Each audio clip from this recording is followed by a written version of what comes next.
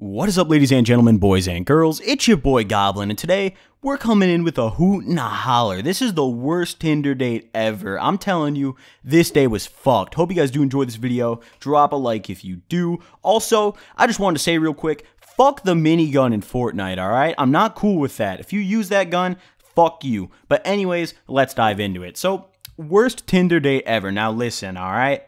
I've had some Tinder experiences. They've been good and they've been bad. This was beyond bad. This was in a category, in a realm that I cannot put a word to that I feel would accurately describe the feelings of agony and pain that I felt throughout this night. So, this happened a long fucking time ago. This was like probably 2 years ago at this point, give or take. This was in 2016, which is kind of weird to say that it feels like it was so long ago, you know, because that feels like kind of recent, but it really was like long as fuck ago. But either way, so you know, on this particular day, I'm swiping through Tinder. I'm doing my thing. I'm looking for some beautiful young females to respect, and I come across this woman who we're gonna call Catherine. Now Catherine, she had the angles in her pictures. I'll tell you that. She was a little finesser. She was looking very thick, but slim thick in her photos. So I swiped right. I said, you know, I like this. I like what I'm seeing. This is exactly what I'm looking for. She qualifies and passes my test. So I swipe right, don't even think twice. Maybe like 6 hours later, give or take, I know it was the same day, I got a little notification on my phone, you got a new match. Now, that's good news. That's good news. Now, I don't really use Tinder anymore, but back then, that was good news. And, you know, I go in there, I peep it, I'm like, all right, what's going on? There's Catherine, little slim, thick ass on my matches. Now, I'm excited, I'm hype, I'm like, oh my god.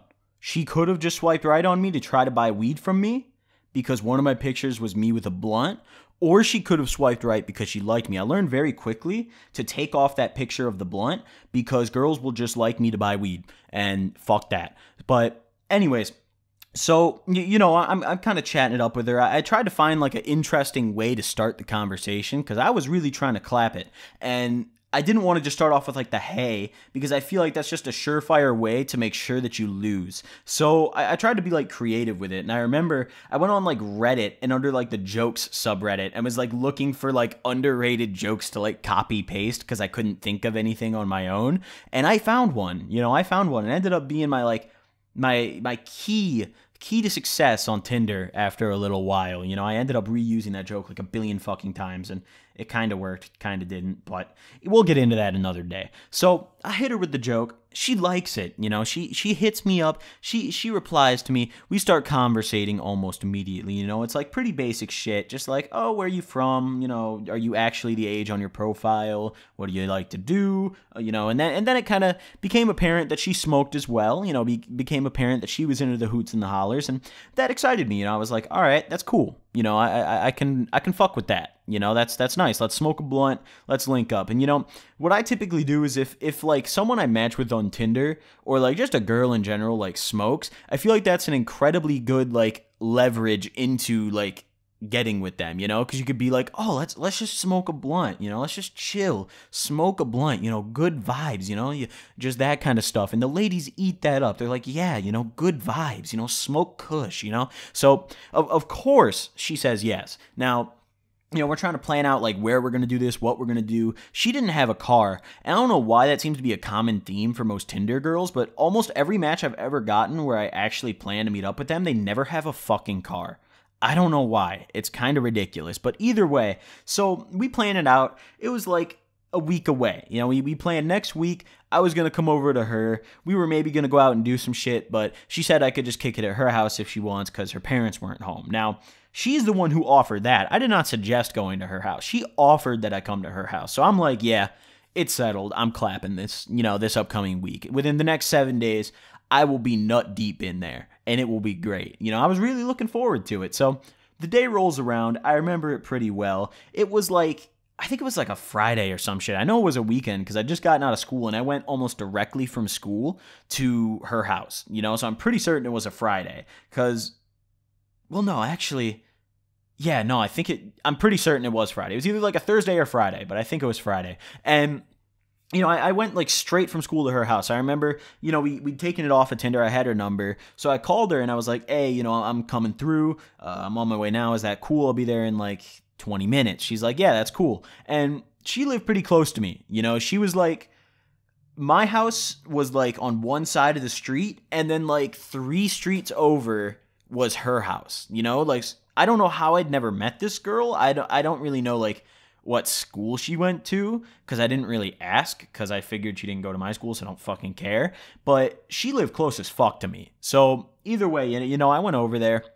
And even though it was like a 20-minute drive, it still wasn't bad just because I was coming from school and not from my house. And, I get over there and I'm kind of nervous. I'm standing on her front porch. I'm like Snapchatting her, I'm here, because I didn't know if her parents were home. Like, she said they wouldn't be home, but sometimes you can't trust that. Sometimes they just finesse and show up early out of nowhere. So I texted her saying, like, I'm here, instead of, like, ringing the doorbell, so her dad wouldn't come answer and be like, excuse me, are you here to fuck on my daughter? And I'd be like, yes, sir. And he'd be like, all right, come on in. But I was trying to avoid that encounter. So, I Snapchat her. I'm like, I'm here. She's like, all right, come in. And I just kind of went in. She like left it unlocked. And that's also another sign that I knew, like, wow, I'm either about to get robbed and raped and pillaged, or I'm about to bust a nut. One of the two things. And neither things happened.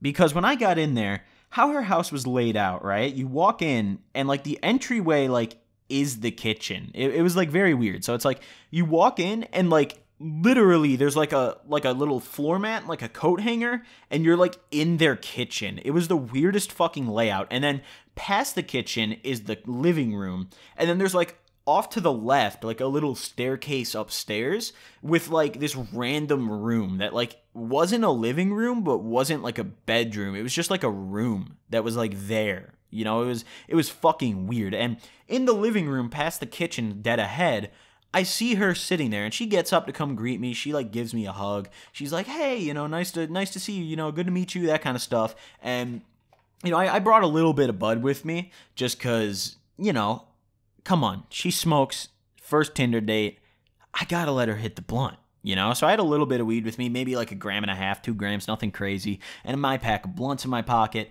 And as she's approaching me, my heart stops. My heart skips multiple beats. Not one beat, multiple beats. The doctor said if I stayed there one more second, I would have had a massive heart attack and died. And let me tell you why. As she gets up, I quickly come to realize that I have fallen victim to the classic Tinder finesse. You know how the females, they always got them big, tall mirrors that are like body height, but like not wide, like those really like thin mirrors that are on like bathroom doors and shit, or like in closets and stuff. She had one of them mirrors, and those mirrors are voodoo magic, and I don't trust them because they always make girls appear a lot better than they really are. No offense, but it's true. It's really honestly true. And, she comes up to me, and I'm looking, and I'm like, did I just go to the wrong house, and she's down to fuck anyways? Or, like, what's going on here? And I kind of, like, do like a double take. Like I look away a little bit, like I kind of like look at her fridge, or like I'm just trying to like look around, and I look back at her to make sure I'm not like tweaking out. And no, there she is, standing there, not as advertised, to say the least. I'm not trying to be rude here, so I'm not gonna like roast her, but not as advertised, I'll tell you that. So at this point, I'm like, what the fuck, dude? Like, what do I do? Because I'm like a very kind person, like even if it doesn't seem like it, I'm like a kind-hearted guy. So like I don't want to tell a girl like, damn, you fat as shit, bitch, I'm out of here, like I had to like play it off, because I wanted to get the fuck out. Like if I wasn't like a nice guy, I would have just turned around and walked out, but I didn't. I was like, shit, dude, what have I got myself into? And she gives me a hug. She's like, oh, nice to meet you. So I decided to suggest that we smoke first to buy me more time to try to figure out how the fuck I'm going to get out of this. Because I can't say my dick's on a period. That won't work for me. So I have no excuse at this point. So I'm sitting there. We're sitting in her dining room. She's talking to me. We're kind of like socializing, and I'm like trying to keep up the conversation, but I truly have never had less interest in a conversation in my whole life. And I'm like trying to keep it up with her, asking like, oh, how was your day? How was school? Yada, yada, bullshit like that. And, I'm rolling this blunt like as slow as possible, because I didn't care if she thought I was shit at rolling blunts. I don't fucking care. I'm never going to see this woman again. And I didn't. And I'm sitting there and I'm just thinking to myself, like, how am I going to get out of this? Because I can't think of any excuse off the top of my head that I could, possibly get to work, So what I ended up doing was I told her, oh, I left my lighter in the car. Hold on a second. I got to go grab it. And this was after I'd pretty much finished rolling the blunt. And she's like, oh, I have a lighter. And I just kept going and acted like I didn't hear.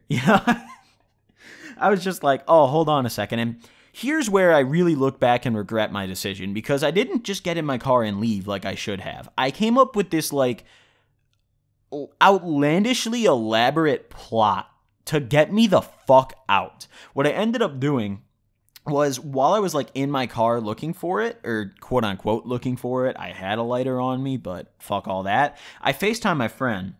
He picks up. I'm like, listen, okay?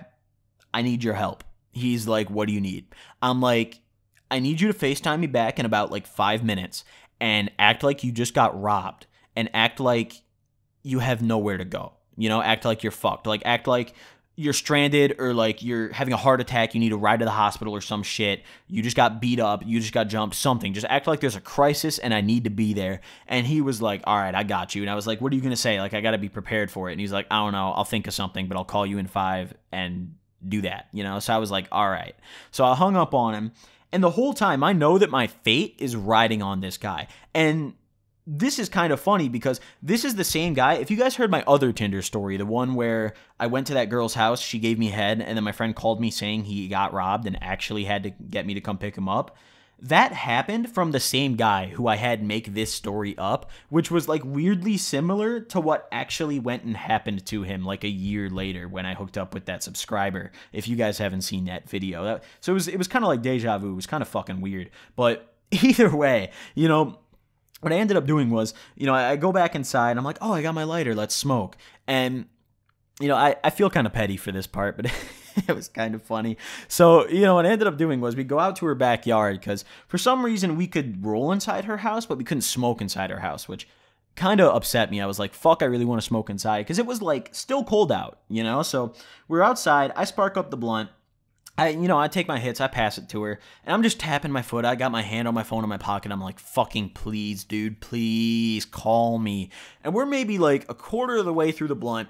My phone vibrates. I knew immediately that my boy was about to come through. So I pick up. I'm like, yo, what's good? I kind of look over to Catherine. I'm like, yeah, hold on a second. I'm like, yo, what's good? He calls me. He's in like a frenzy. He's in like a panic. He's like, bro, where you at? I'm like, chill. Like, what the fuck? Like, what's going on? He's like, dude, I don't know what the fuck just happened, but I need you to come here. And I was like, what happened? Because like, I didn't know if he had like a plan for what he was going to say or if he was just winging it. Because he was like, something just happened. I need you to come here.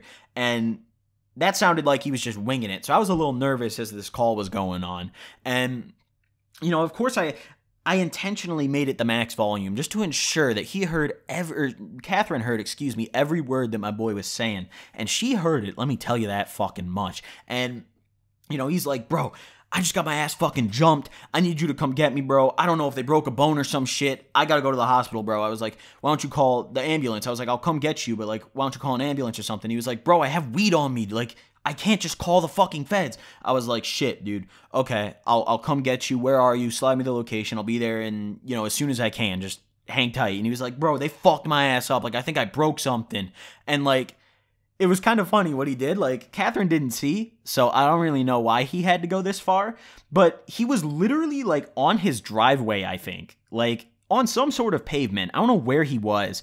And he was like laying stomach down with his leg like twisted. Like, almost looking like it was like really broken or like really fucked up. And I was trying so hard not to laugh because he like pointed the camera kind of like around his shoulder so I could see his leg. And he's like, bro, look, they fucked my ass up. And I was trying so hard not to lose my fucking shit because this was just the funniest thing I'd ever seen. Like, I could not have asked for a better cover story than this. This was pure comedy. So I'm like, all right, I'll be there. I gotta go. So I hang up on him.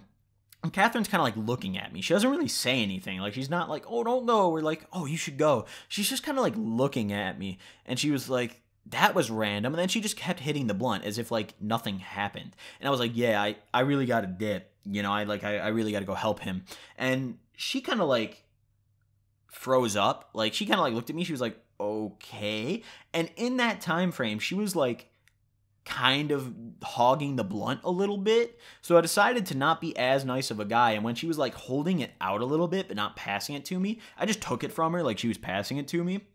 And what I ended up doing was I walked back through her house with the blunt still. I'm still hitting the blunt. Walk back through her house. I'm like, nice meeting you. I'll call you. Then I walk out the front door, run the fuck to my car, make sure she's not chasing me down, and gun it. And I got the fuck out of there. I went home immediately after. The total time elapsed here was like maybe an hour. Like, probably like 50 minutes, but I'd say an hour just to be on the safe side. So I didn't spend very long at this girl's house, and I look back on it and I feel like a fucking moron for being so elaborate with it, because I don't know why I always overthink these kind of things. Like, I literally just could have walked the fuck out, but instead I chose to make this absurd cover story. So it was something, all right. But either way, hope you guys enjoyed this video. Don't forget to drop a like if you did. Got a new video dropping, either tomorrow or Monday. Probably Monday, but maybe tomorrow, and it's another story. So just wanted to let y'all know about that. But either way, thank you guys for watching. I'll see you guys next time. Peace.